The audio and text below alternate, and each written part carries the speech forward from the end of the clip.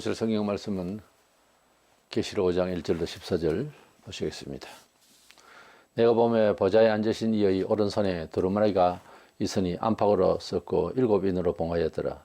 또 보매 힘있는 천사가 큰 음성으로 외치기를 누가 그 두루마리를 펴며 그 인을 떼기에 합당하냐 하니 하늘 위에나 땅 위에나 땅 아래 능히 그 두루마리를 펴거나 보거나 할 자가 없더라. 그 두루마리를 펴거나 보거나 하기에 합당한 자가 보이지 아니하기로 내가 크게 울었더니 장로저가 한 사람이 내게 말하되 울지 말라. 유대 지파의 사자 다윗의 뿌리가 이겼으니 그 두루마리와 그 7인을 떼시리라 하더라. 내가 또 보니 보좌와 내 생물과 장로들 사이 한 어린 양이 서 있는데 일찍이 죽임을 당한 것 같더라. 그에게 7뿔과 7눈이 있으니 이 눈들은 온 땅에 보내심을 받은 하나님의 7영이더라. 그 어린 양이 나와서 보좌에 앉으신 이의 오른손에서 두루마리를 취하시니라. 그 두루마리를 취하심에 네 생물과 24 장로들이 그 어린 양 앞에 엎드려 각각 금은과 향이 가득한 금대접을 가졌으니 이 향은 성도의 기도들이라.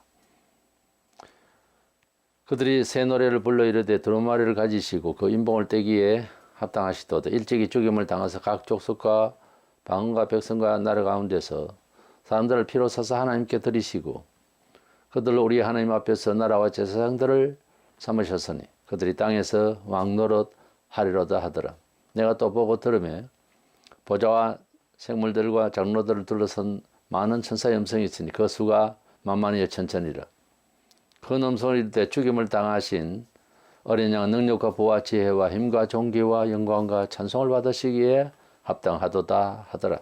내가 또 들으니 하늘 위에와 땅 위에와 땅 아래와 바다 위에와 또 그 가운데 모든 피조물이 이르되 보좌에 앉으신 이와 어린 양에게 찬송과 존귀와 영광과 권능을 세세토록 돌릴지어다 하니 내 생물이 이르되 아멘 하고 장로들은 엎드려 경배하더라.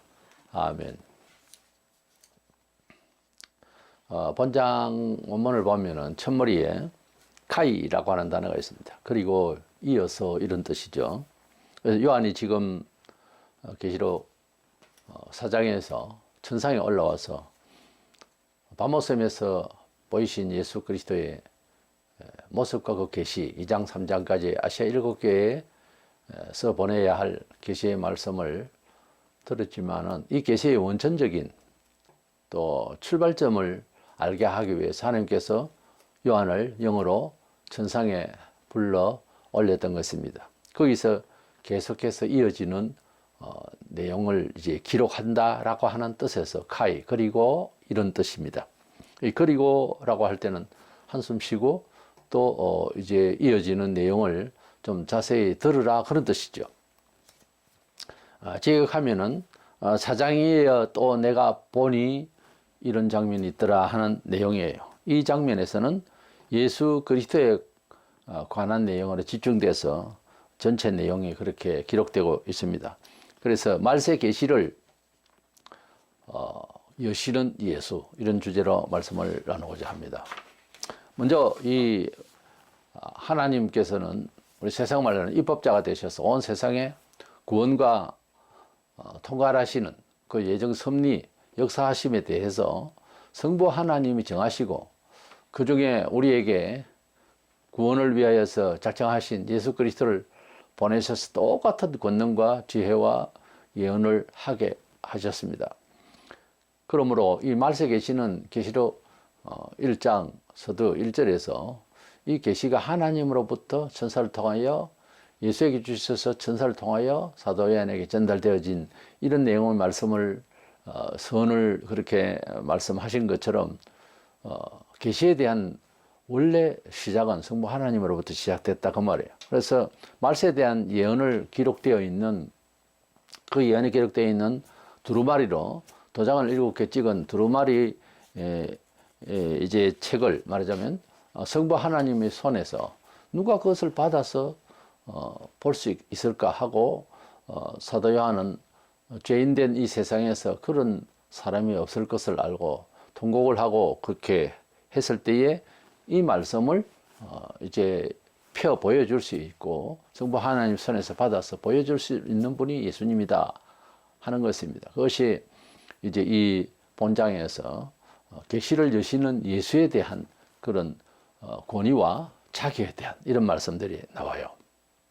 어쨌든 이 하나님이 보좌에 앉으신 그 하나님의 오른손, 권능의 손을 말하지 모양이 있다기보다 그 오른손에 두루마리 가지셨다는 말은 그 주권과 권능을 말해요. 오른손은.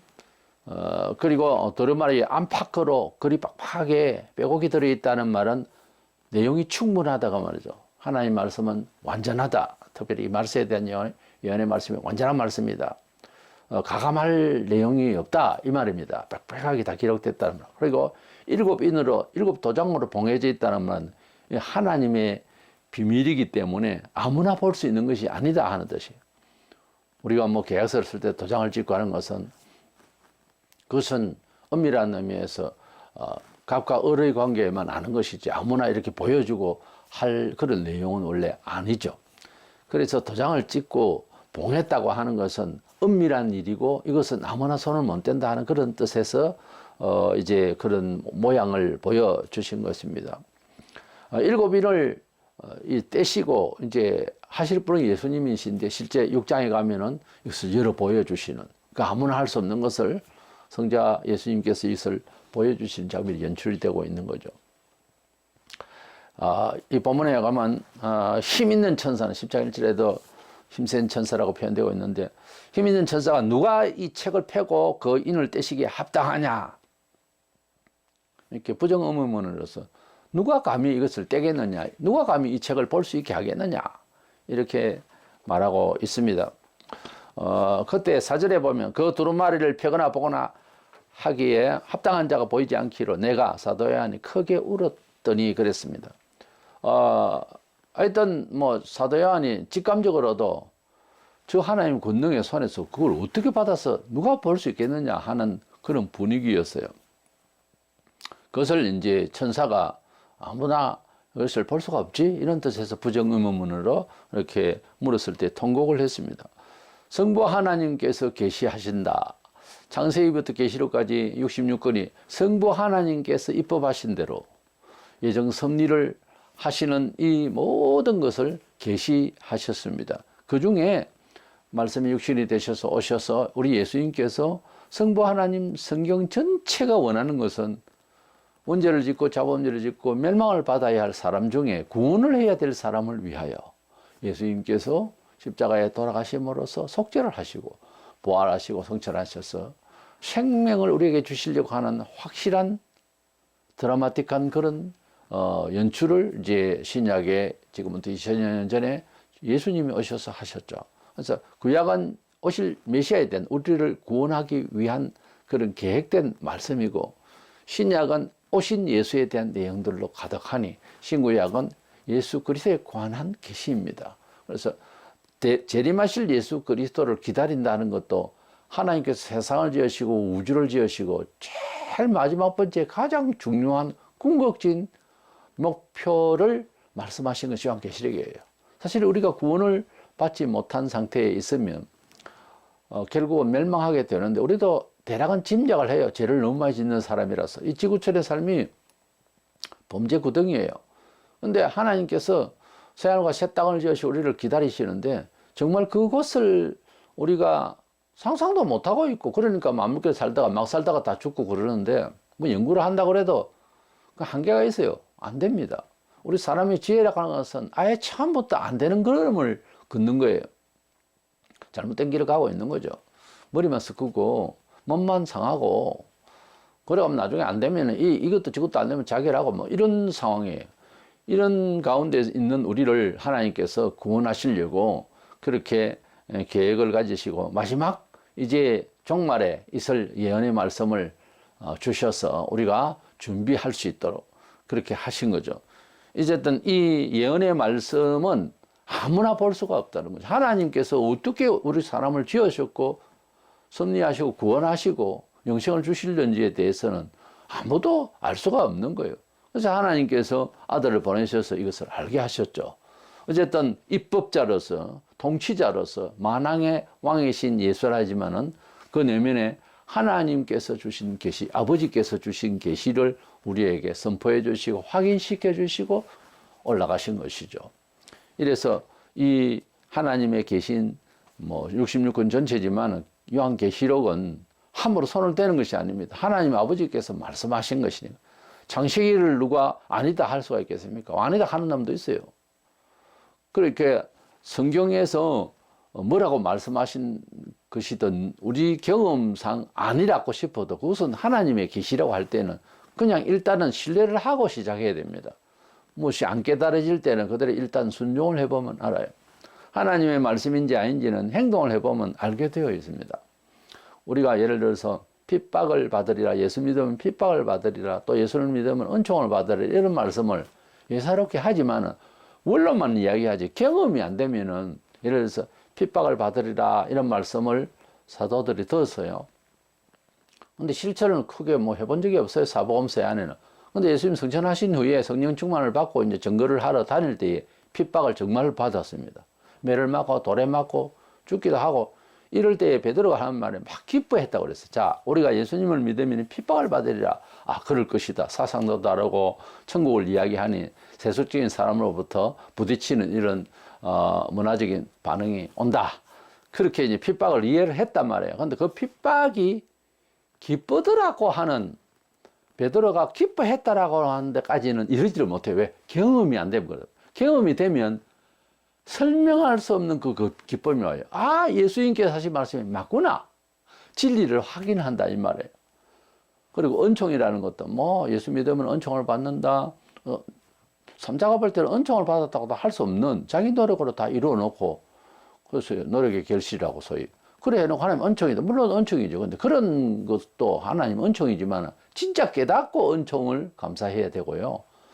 의외로 내가 30을 심했으면 세상은 30도 제대로 나오기도 힘든 세상이지만 300이 나왔다 이러면은 이는 기적이잖아요. 우리 사람의 의지의 한계를 넘었을 때 우리는 기적을 이제 이해합니다. 그리고 기적으로 이해하느냐 마느냐에 따라서 사람 화색이 바뀌어요. 우리 인생에 있어서 자기를 어떤 상황에 가더라도 감사가 넘치고 이건 너무하다. 너무 많은 은혜를 주셨다. 이렇게 느끼면 삶 속에서 훨씬 힘이 되고 좋죠. 근데 많이 가지고 있는데 부모로부터 받았든지 환경적으로 많이 받았는데도 계속 불만을 하는 것은 본인에게 먼저 손해죠. 살아가는 정서가. 그런데 삼자가 볼 때는 기적이에요. 축복을 받았는데 그걸 생각을 못 한단 말이에요. 절부가 패망하는 게 거기에 있는 거예요. 이 노력이 없고 경험이 없으니까 마음대로 살다가 그냥 막 살다가 끝나는 거죠. 그래서 하나님께서 우리를 사랑하심에 대해서 은총을 주신다는 것도 은총 받은 결과를 확실하게 객관적으로 설명을 할 수 있어야 돼요.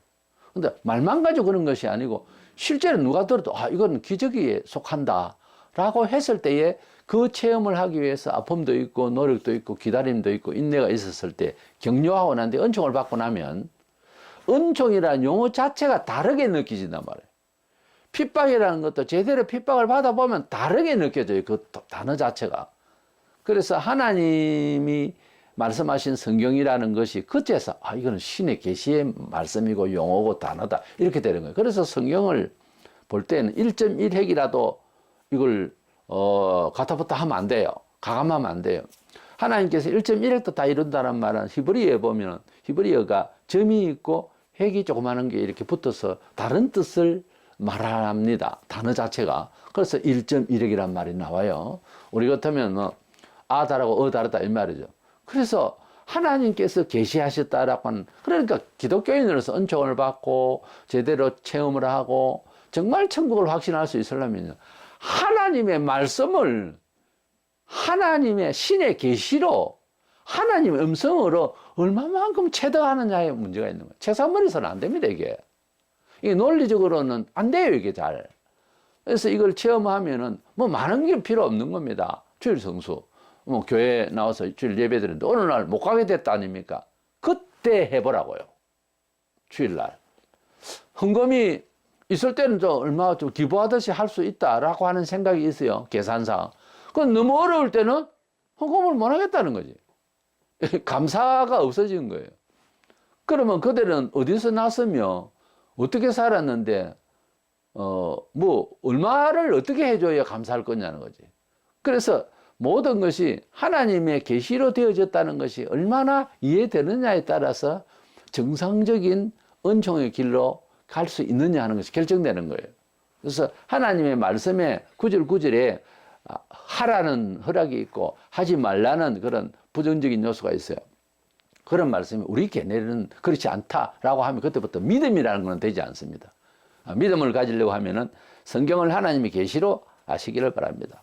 두 번째로 이 두루마리를 펴 보일 자의 그 권위에 대해서 이제 말씀을 드리고자 합니다. 예수님께서는 어떻게 이 천상천하에 아무도 이제 볼 수도 없고 들을 수도 없는 이 말씀을 어떻게 보고 듣고 이해를 시킬 수 있느냐는 거예요. 그래서 말세의 계시가 담겨져 있는 이 7 도장이 찍힌 이 두루마리의 책을 정말 하나님 아버지 손에서부터 그것도 받아가지고 펴 보일 수 있는 자격이라 할까요?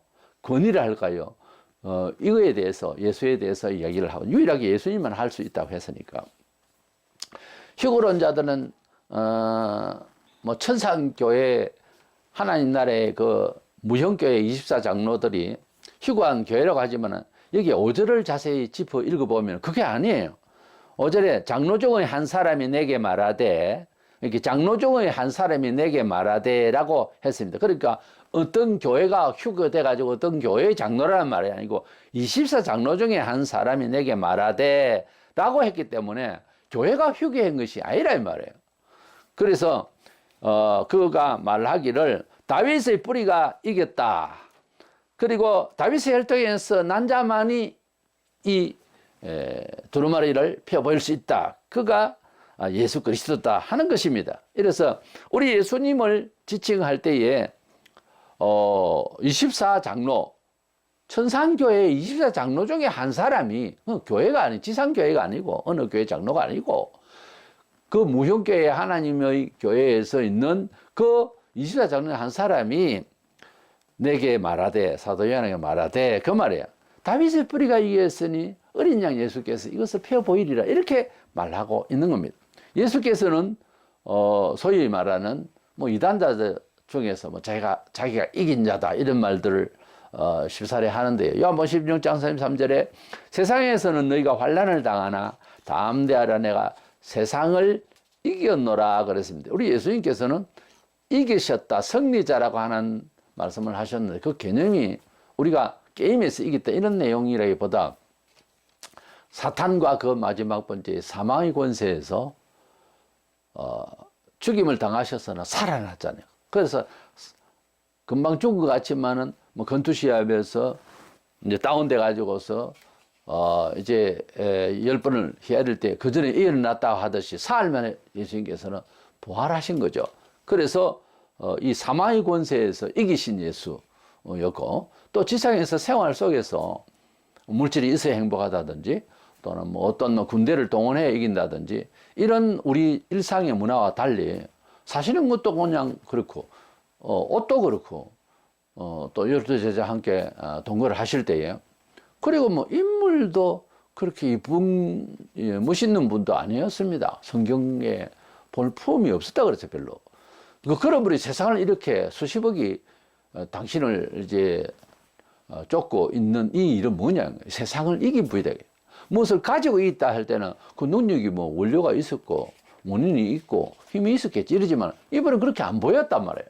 나사렛 동네에서 무슨 선지자 나겠느냐 이런 소리 들을 만큼 예수님의 그 형상이나 또는 집안이나 이런 목수 집안에서 아버지 이야기는 끝까지 안 나오는 거 일찍 돌아가신 것 같아요. 그래서 어머님을 복령하면서 아마 목섭을 하신 것 같은데 이렇게 우리 예수님께서 이렇게 내놓을 만한 그런 세상적인 문화적인 영향력은 없었다고 말해요. 그런 분이 세상을 이긴다는 거죠. 죽음을 이기셨다는 거예요. 특별히 병을 고치시고 바람과 바다를 잔잔케 하시고 오병이 여의 기적으로서 떡을 먹이시고 38년 된 병자를 불치병으로 환자를 낫게 하시고 이런 일들을 통하여 세상 모든 일에 있어서 뭐 정치 군사력 그 로마 군대 그래도 이기셨잖아요. 승리하셨잖아요. 결국은 예수님께서는 칼한자를 안 가지고 예수님께서는 세상의 어떤 문화의 뭐 유세를 가지고 산 것이 아니라 당신 자신이 신성과 인성을 가지신 분으로서 하나님의 권세를 그대로 행사하신 거예요. 성리자시죠. 우리 세상 말로는 성리자라 하지만 그 이상의 어떤 말을 해야 됩니다. 그래서 성부 하나님께서 내려버리신 성자 하나님이신 것입니다. 제자 도마가 나의 주시요 나의 하나님이 신이다 그랬어요. 나는 하나님 아니다 이렇게 해야 되잖아요. 하나님 아니면 성자 하나님이라고 했을 때 이제 고백을 들으신 거예요. 그대로 예수님께서는 그냥 우리 사람 못돼 먹은 사람처럼 씩 지나가지 않습니다. 말을 잘못하면 분명히 이야기를 해주겠죠. 이래서 우리 예수님께서는 이렇게 세상을 이기셨다는 그런 내용으로서 이 사망의 권세를 이기셨으니까 이 세상을 향한 하나님 아버지의 계시를 보여주실 수 있는 권위가 있고 그런 능력이 있고 자격이 있다 그런 뜻이에요. 그런데 그분은 어떤 분인가 하니까 먼저는 세상 죄를 지고 죽으신 예수의 모습으로 이제 어린 양이 섰는데 그렇게 보이더라 했습니다. 예수님이죠. 예수께서는 일반인 사람과 달라서 이제 천상치 안에 누가 그걸 열어 보여 뭐 천사도 그렇고 아무도 할 수 없는 거를 예수님께서 하실 수 있다고 하는 이것을 이제 설명을 해주는데 그 설명 첫 번째가 6절에 내가 또 보니 보좌와 내 생물과 장로들 사이에 한 어린 양이 서 있는데 일찍이 죽임을 당한 것 같더라 그랬습니다. 이렇게 예수님이 십자가에 돌아가신 것을 말하죠. 뭐 1장 29절에 보면 세상 죄를 지고 가는 하나님의 어린 양이로다 그랬는데 그래서 어린 양을 보니 이 사람이 한번 죽은 것 같아. 그렇게 이제 보이는 거예요. 그리고 바로 예수님 십자가에 돌아가신 역사의 흔적을 읽는 거죠. 요한이 이렇게 쳐다보면서. 우리를 위해서 구약에 이스라엘 백성들이 죄를 지으면은 자기가 매를 맞아야 되는데 하나님께서는 죄 사함의 길을 열어주셨으니 짐승을 잡아서 제물을 드리도록 그렇게 이제 말하셨습니다. 그리고 그 중에서 양을 목축업을 하니까 제일 이제 쉬운 거죠. 어떻게 보면 어린 양으로 이제 하나님 앞에 제물을 드리도록 그렇게 속죄의 제사를 드리도록 하셨습니다. 그래서 우리 예수님께서는 이제 제물로서 양을 이제 잡았듯이 세상 죄를 몽땅 지고 가신 예수님으로 그렇게 어린 양으로 그렇게 설명을 합니다. 근데 이 말세 계시를 읽을 수 있는 권위자로서 능력자로서 왜 이게 죽으셨던 이야기를 먼저 하느냐 하면은 하나님 말씀을 해석하는 데 있어서 하나님 계시를 아는 데 있어서는요. 앞서 말씀드린 대로 고난이 격려하지 않으면 명확하게 그걸 알 수가 없어요. 원래 아무 일도 없고 공부를 많이 해서 신학 박사가 된 사람하고 너무나 힘들고 어려운 일들이 격려를 몇 차례나 하고 난 뒤에 신학 박사가 아닌 사람하고 둘이서 이 얘기를 하면 어느 쪽이 더 영안이 밝겠습니까? 경험이 없이는 이게 하나님의 말씀을 말씀답게 논리적으로는 어떻게 설명할 수많은 주석이 있어요. 소위 인본적이고 그렇게 이단적인 이런 설명들을 하는 것은 속에 하나님을 이해하는 이 마음바탕이 잘못돼서 그래요. 학문적으로 이게 잘못되면 사상이 잘못 들어가면 특별히 주사파의 이런 사상들은 고치기가 굉장히 힘듭니다. 우리가 예사로운 이런 일반 교육, 기본 교육 말고 사상적 교육이라고 하는 것은 10년대로 쑥쑥 들어가요, 사람에게. 선한 것도 참 선한 말씀이면은 사람의 심장 속에 정말 화살처럼 꼽힐 수가 있습니다. 그래서 제일 선한 말씀, 제일 확실한 말씀, 최고의 말씀이 뭐예요? 성경이잖아요. 그래서 전도할 때 방법이 이런저런 말 할 만한 그런 재주가 없거든. 성경을 암송하세요. 그래서 성경에 요한복음 몇 장 몇 절에, 마태복음 몇 장 몇 절에, 창세기에 몇 장 몇 절에 이렇게 말씀하셨습니다. 이렇게만 해도 그 말이 귀에 쏙 들어가서 언젠가는 작용할 수 있어요. 하나님의 말씀 하나도 없고 떡 주고 비누 주고 돈 주고 밥 사준다고 다 되는 건 아니에요. 하나님의 말씀이 들어가야 돼요. 사람이 하나님 말씀 없고 기독교가 없을 때 인정 나누는 거에 많았죠. 인정을 나누면요 기분 좋죠. 돈을 쓰는 재미가 거기 있잖아요. 그래서 많이 쓰는 건 아니라도 좀 도우면 하다못해 리커가 갈 때에 노인이 끌고 가면 잠시 밀어주고 오르막길 잠시 밀어주는 것도 기분이 좋죠. 그분도 좋고 나도 좋고. 그거야 예수 믿기 전에도 일어날 수 있는 현상이잖아요. 그러나 우리가 하나님의 말씀이 들어가지 않는 시대에는 아무도 구원을 못 받았잖아요. 그런 적은 나눴잖아요, 옛날에도. 그러니까 제 말은 하나님의 말씀은 물론 바로 말해야 될 그런 상황일 때는 바로바로만 그냥 도움도 없이 할 수 있지만 약간의 없어버려 그냥 도움을 주지만 그 다음에는 하나님 말씀이 들어가야 되는 거예요. 하나님 말씀이 안 들어가면 조금 어렵습니다. 이 열매 맺기가. 왜냐하면 우리의 하나님의 말씀은 우리를 낳았다 그랬거든요. 말씀이 열매를 맺는다 그랬어요. 그래서 말씀은 꼭 뭐 사람마다 성향이 조금 있지만 또 때와 장소와 대상이 다르겠지만 그러니까 성경을 많이 알아야 되는 거예요. 적절히 하나님의 말씀을 이렇게 이야기를 하면 그런 말이 어디 있느냐 하면 때로는 뭐 책을 들고 다니든지 핸드폰을 가지고 탁 이제 보여줄 수 있도록 다 알 수는 없잖아요. 전문성이 없다고 보니까 일반 평신도들은. 그러면 자기가 전도할 때 꼭 이 말을 하고 싶다는 자기도 감동받은 말씀이 있으면 외워두세요. 그래서 찾아가지고 여보세요 이래 있잖아요. 우리를 영생시켜 준다고 우리의 힘은 안 되고 믿기만 하면 구원받는다고 해놨잖아요. 그렇게 이제 확인시켜 주는 것이 뭐가 전도겠는가 해도요. 뭐 억만금을 주는 것보다 나아요. 돈이라는 거는요. 끝이 없어요. 끝이 없어. 줘봐야 허당해요. 사실 허당해요. 처음에야 뭐 말을 듣죠. 나중에는 아닙니다. 이래서 우리 예수님의 말씀을 깨닫는 것은 우리 예수님의 생애를 닮아서 살아가면 예수님께서 십자가에서 안 죽으시고도 구원을 하실 수가 있다고도 추정은 돼요, 우리가. 왜냐하면 교훈들이 다 있으니까 그것도 그대로 하면 구원 받는 값들이 되는데 뭐 제사를 안 드리고도.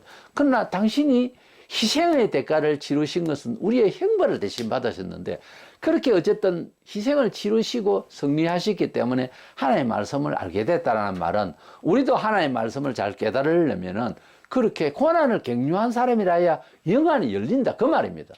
많은 사람들이 그 경험을 했어요. 아 이건 책상머리에서 하는 것이 아니다. 읽고 듣고 뭘 안다고 해서 머리 팽팽 돌린다고 해서 이게 작용이 되는 게 아니라는 거죠. 일상에서.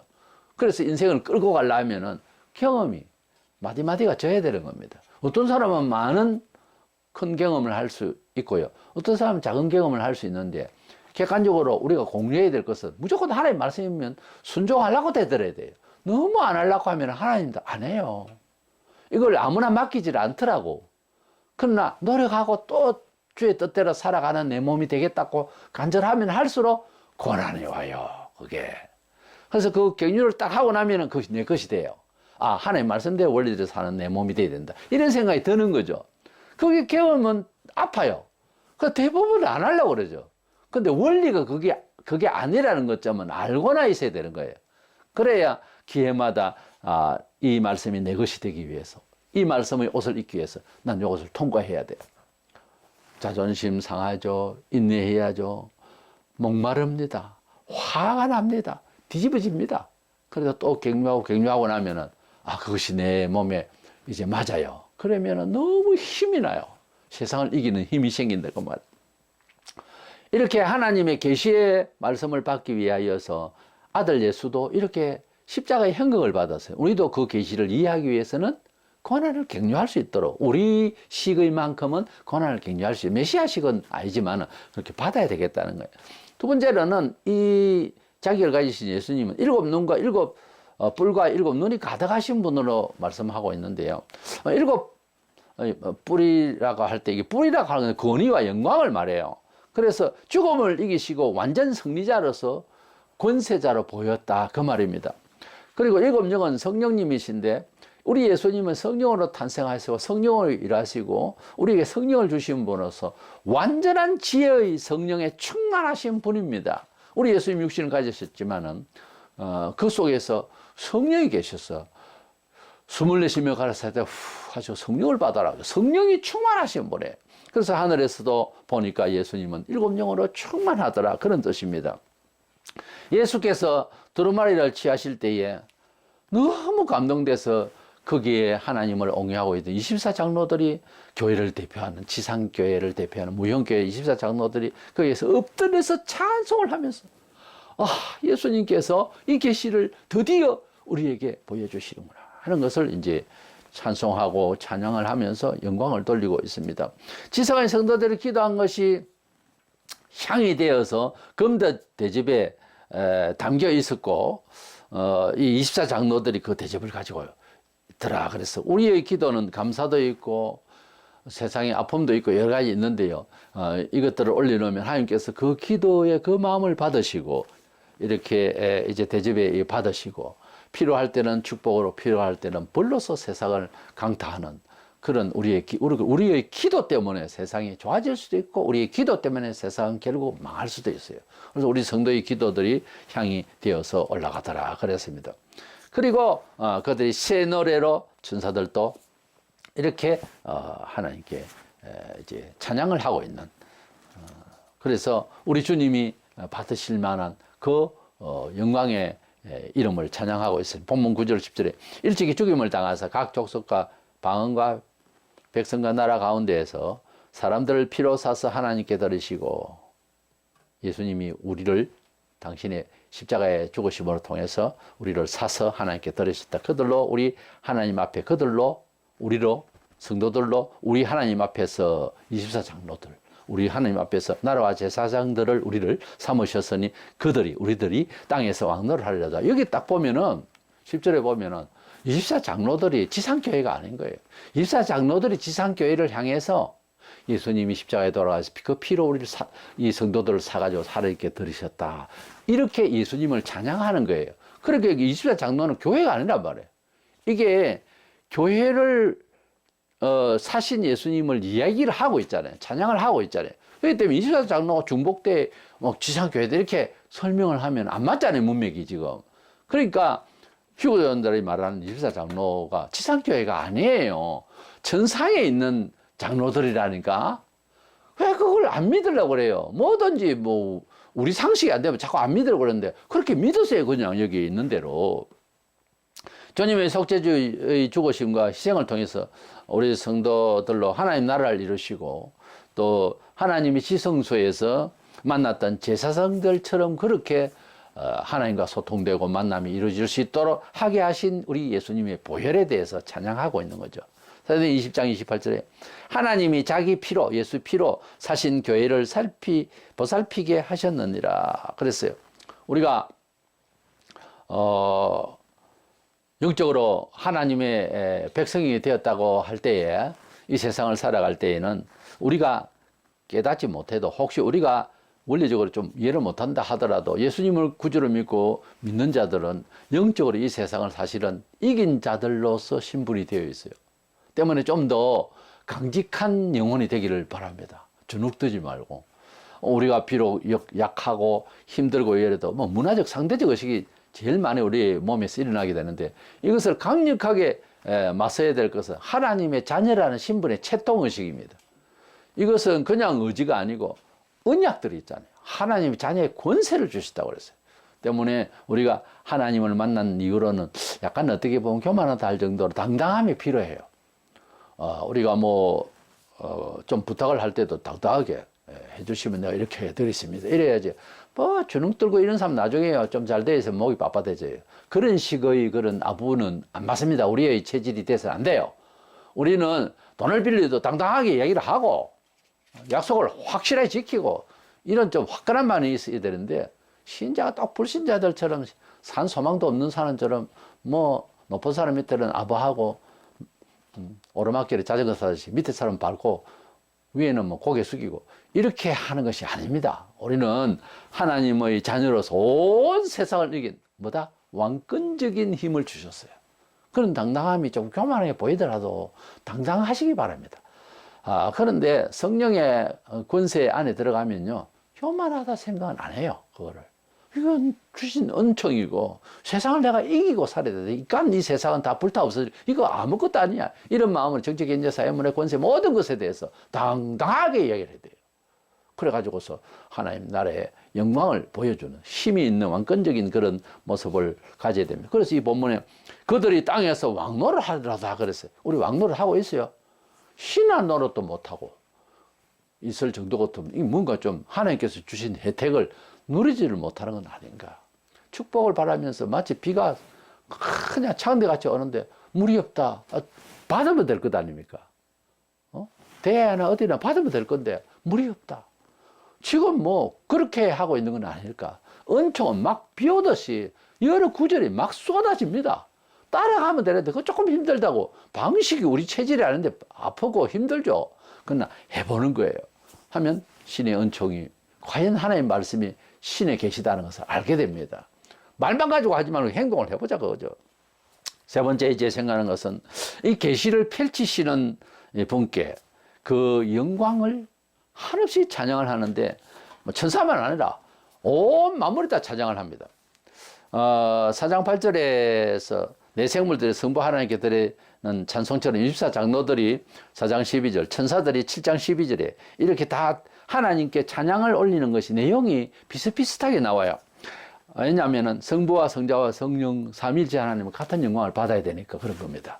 그래서 찬양하는 내용이 구절을 보면 성부 하나님께나 성자 예수께나 이렇게 찬양하는 모습이 똑같아요. 그러므로 권위가 어떻다? 같다 이 말이에요. 하나님과 성부 하나님과 성자 예수님은 찬양 받으신다. 찬양은 하나님만 받으십니다 원래. 그러니까 예수님이 찬양을 받으시면은 성부와 성자께 찬양과 영광을 돌리면은 바로 동등하다는 거죠. 하나님으로서. 수많은 천사들이 주님께 찬양을 하는데요. 그 내용을 보면은 그 능력을 찬송하고 부와 지혜와 힘과 존귀와 영광을 돌리고 찬송을 받으시기에 합당하심을 찬송하면서 하나님께 만물들도 이렇게 영광을 돌리는 내용이 나옵니다. 그러니까 이 찬송의 네 생물들이 아멘 하고 화답하고 장로들은 엎드려서 경배를 하더라 그랬어요. 네 생물들은 하나님 최측근에 동서남북으로 딱 둘러서 모든 걸 지시하고 하는 최측근의 천사들인데 아멘 하더란 말은 당연히 하나님은 능력과 존귀와 영광을 받으셔야 된다 하는 뜻에서 그렇고 말고 이런 뜻이고요. 장로들은 거기에서 엎드려 경배하더라. 이것은 우리 지상교회가 하나님 앞에 정말 무릎 꿇고 경배해야 되는 존재감에 대해서 우리 경배의 정신에 대해서 말하고 있는 거죠. 그래서 무형교회에서도 그렇게 이제 24장로들이 일당교회니까 장로들이니까 이렇게 경배를 하고 있더라. 내 생물들은 아멘 그렇게만 하는데 이는 장로들이 경배를 하더라 그 말이에요. 천상의 무형교회 예배 모습을 잠시 분석을 해보면요, 우리 지상교회가 받아야 할 그런 내용이 분명하고 또 그렇게 따라야 되는 내용을 이해할 수 있습니다. 온전한 예배는 어떤 예배일까요? 처음에는 신령함이 있어야 돼요. 인간적인 요소로서 말하면 안 돼요. 하나님의 신령함이 있어야 되고 4장 2절의 내용을 보면 성령의 감동을 받아가지고 하나님 나라에 올라갔으니까 우리가 예배 전에 갈 때는 성령의 감동을 받아야 신령해야 된다. 그 다음에 하나님의 영광이 있어야 되고 4장 8절 보면 거룩을 외치고 있는 걸 보면 거룩해야 되고 구별돼야 된다 이 말입니다. 예배는 무슨 연설 회의 가는 것도 아니고 세미나도 아닙니다. 예배는 하나님 앞에 구별된 하나님께 온전히 드려지는. 그리고 이제 24장로들이 그 받은 바 멸류관을 벗어서 다시 드리는 겸손이 있었습니다. 4장 10절에. 그리고 진리 가운데에 하나님을 우리가 섬겨야 되기 때문에 5장 3절 4절에 진리를 사모해야 되고요. 그리고 무엇보다 예배 중에 5절에 7절에 보면은 예수님이 그렇게 부각되는 찬양이 나옵니다. 그러니까 예수 그리스도가 예배 중에 부각이 돼야지 거기에 목사가 나서고 설교자 자기 자신을 자랑하고 이건 예배하는 게 아니에요. 흔히 보면 설교 중에 내가 이런 사람이요, 내가 이렇게 심지어 겸손하여 스스로 자기 입으로 나는 최고의 목사요, 이딴 식으로 말하는 것은 벌써 예배하고 있는 게 아닙니다. 예배는 예수 그리스도만이 부각이 돼야 되는 거예요. 우리가 예배가 어쩌다가 생겼죠? 예수 때문에 생긴 거예요. 구약시대에는 하나님 만나는 법이 뭐예요? 제사예요. 우리는 이방인이었고 마침 예수님께서 오셔서 이제 영으로 예배를 드리게 되고 말씀의 예배를 드리게 되는 거죠. 그래서 예배는 왜 생겼고 무엇하러 생겼어요? 예수 그리스도를 찬양하고 예수 그리스도를 통로로 해서 하나님을 만나는 그런 경건한 하나님 앞에서의 어떤 산제사적인 구약의 제사를 드릴 때 함부로 하다가 다 매를 맞았잖아요. 그렇게 경건하게 제사를 드렸듯이 오직 예수 그리스도를 높이는 거예요. 왜? 예수 그리스도 때문에 살았고 예수 그리스도를 중심으로 하는 그런 제사고 예배이기 때문인 것입니다. 그리고 예배는 5장 10절에 나온 대로 정말 구속에 대한 감사가 넘쳐야 됩니다. 예배를 드렸는데 뭐 돈이 없으면 할 수 없지. 근데도 작년에도 없었고 올해도 없었고 내년에도 없을 수 있습니까? 놀고 있겠지. 살지 마세요. 죽으세요 차라리. 그게 인간입니까? 헌금을 하나도 안 한다. 일을 안 했겠지. 왜 일을 안 해요? 일을 해야지. 그러려면 왜 살아요 세상을? 우리가 하나님께 예배한다는 것은요, 모든 삶 자체를 하나님 앞에 은혜 받았으니 그 반응하는 겁니다. 그것은 헌금하고 찬송하고 헌신하는 겁니다. 이게 예배의 결론적인 답이에요. 예배에 임하는 태도이고, 예배만 드렸지 아무 하나님 앞에 반응이 없다. 헌금도 안 한다. 주일날 예배를 꼬박꼬박 드리지도 않는다. 이건 아니에요. 이건 예배가 아니에요. 오전에 삐끔 보이고 아예 어디로 간지 돌아다니면서 주일날 마음대로는, 이건 예배한 사람 아니에요. 오늘날 제대로 교회가 예배를 제대로 한다고 생각하세요? 예배하는 정신들입니까? 그래서 구약에 이제 제사를 똑바로 드렸듯이 안식일 준수했듯이 신약도 율법적 의식이 아니라 우리 예수 그리스도를 만남으로 해서 인생관, 세계관, 우주관이 완전히 바뀌고 사람 자체가 완전히 바뀌어버려. 보라 새 것이 되어 또 다른 이렇게 존재감이 바뀌었으면은 그 즐거움과 감사가 넘쳐서 예배를 하는 것이지 억지로 드리는 게 아니라니까요. 사도야는 하나님의 존전에 이루어지고 있는 천상교회 예배와 현황과 그리고 그리스도를 찬양하는 천군 천사들이 소리를 들으면서 과연 이 지상교회가 이런 예배를 해야 된다는 생각을 했을 겁니다. 그리고 그렇게 하셨고, 그분은 모든 계시와 섭리가 이루어지는 이 하나님과 우리 사이에서 사실은 구원도 그렇지만 모든 일들이 예수 그리스도가 우리 인생의 주인공이 되어야 됩니다.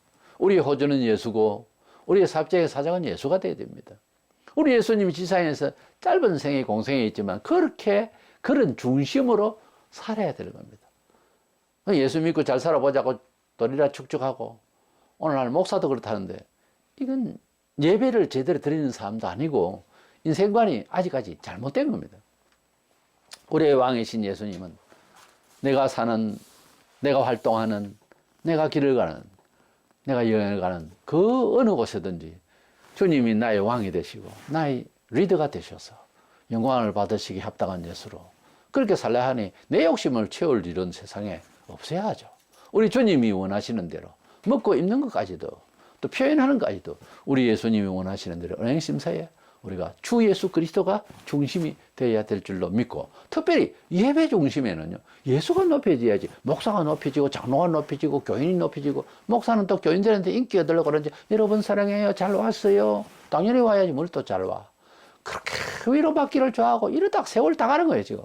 그래 이제 예배 필요한 후에 각자 집으로 돌아가고 직장으로 돌아가면 다 잊어버려요. 그때 잠시 립서비스 받아가지고 뭐 좋네 어쩌네 은혜들 없네 하지만 책임을 못 지는 소리예요. 그거 나가서는 딱 나가면은 귀신들이 콱한 진원치가 있는 세상인데 어떻게 이기려고 그래요?